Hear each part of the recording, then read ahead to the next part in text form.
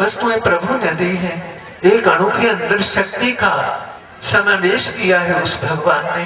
अणु यानी जो छोटा कण होता है, और परमाणु कहते हैं और छोटा कण जो होता है, उसे भी शक्ति संपन्न प्रभु ने किया है। तो ये बेहतर सारा संसार प्रभु का चलाया है। और जब भगवान की महिमा को जीव जानता है तब उसकी मैं मेरी क्षीण होने लग जाती है। इसलिए उस ज्ञान को पाना है हमने, जिस ज्ञान से हम भगवान को माने, मैं को निकाले और भगवान को माने। मैं नहीं, हे प्रभु तू है। अब जीव तो मानता नहीं है, भगवान को संयोग बनाकर उसे बनाना पड़ता है। यही दया होती है। पार उतारना होता है खामखा, नाम बेड़ी संत मला पार उतार खामखा, यानी खामखा प्रभु कृपा करते हैं, जिस पर दया दृष्टि कर देते हैं।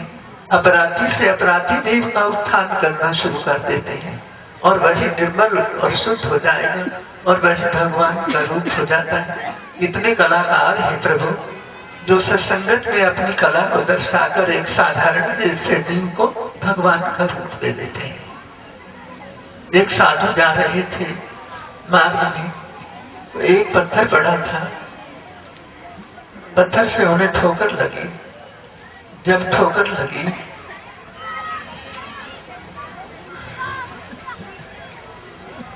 तो वो पत्थर रो पड़ा, कहता है मैं पत्थर हूं, मैं दूसरों को दुख देने के लिए हूं, और आप महापुरुष हैं।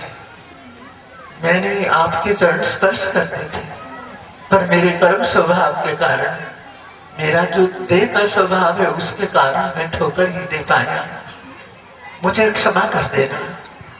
वो महापुरुषों के चरणों में वो पत्थर प्रार्थना करता है तो उसे आशीर्वाद देते हैं, बेटा तेरा कल्याण हो जाए, तेरा भला हो जाए। क्योंकि क्षमा भाव को धारण किए हुए महापुरुष संसार में सबका भला करते हैं।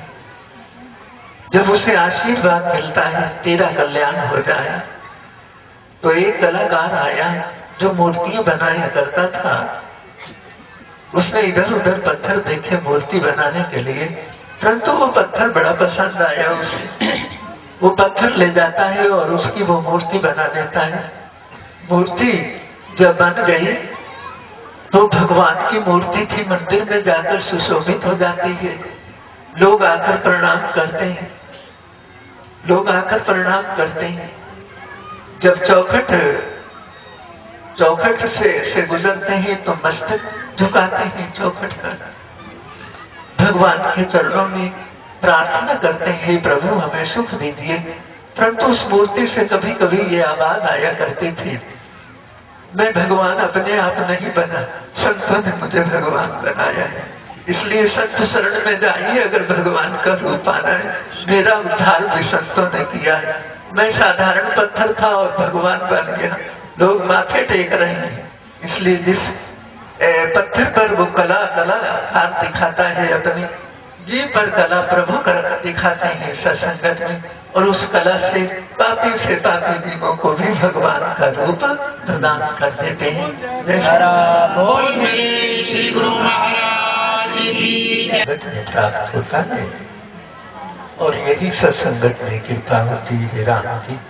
क्योंकि राम को अपनी दया करने के लिए सत्संगत में जीवों को लाना पड़ता है, और अनेक प्रकार के संयोग बना लेते हैं। लाने वाले तो प्रभु आप होते हैं सत्संगत में, क्योंकि सारा कार्य कुदरत वाला अपने आप करता रहता है। सबकी डोरी उस प्रभु के हाथ में होती है, जिधर खींचना होता है उधर खींचते हैं, और जो कुछ समझाना होता है उसके लिए संयोग बनाकर समझा भी देते हैं। ये निर्णय है उस परमात्मा के सत्संगत में जीव को प्राप्त होते हैं, जिससे सत्य और असत्य का निर्णय कहते हैं।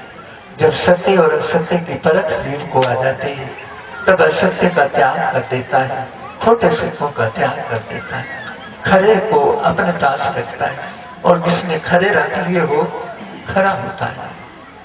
जो खोटे सिक्कों का भंडारी होता है तो अपराधी माना जाता है। खोट है ना, जैसे नकली करेंसी कोई रखता है तो अपराधी मानते हैं ना। ये सारी झूठ की नकली करेंसी होती है जीव के पास।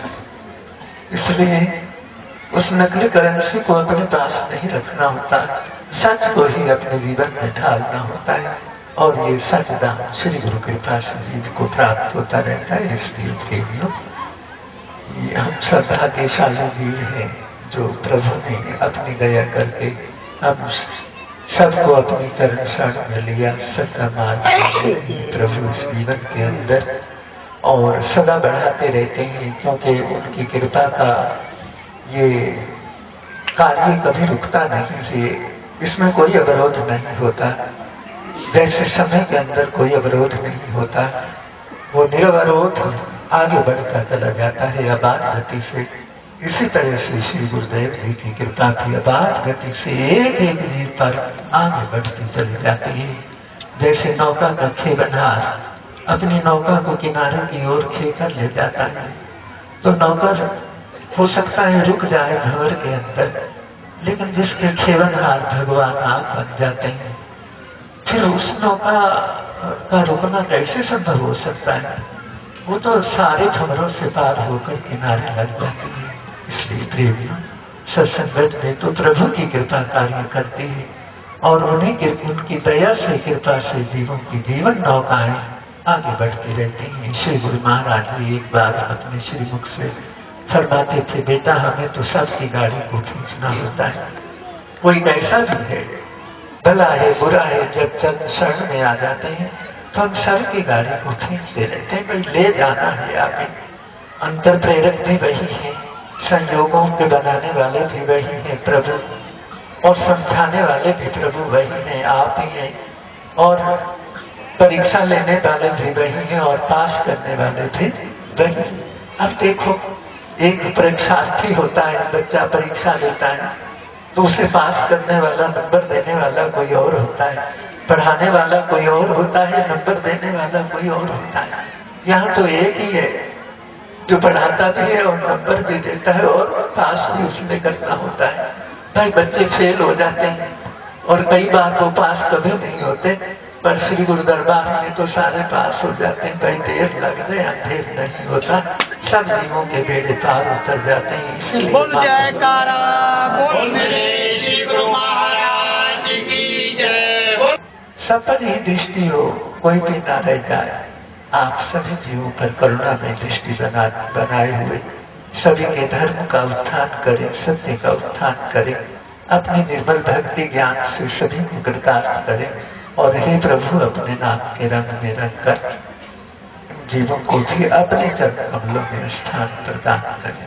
बोलो जय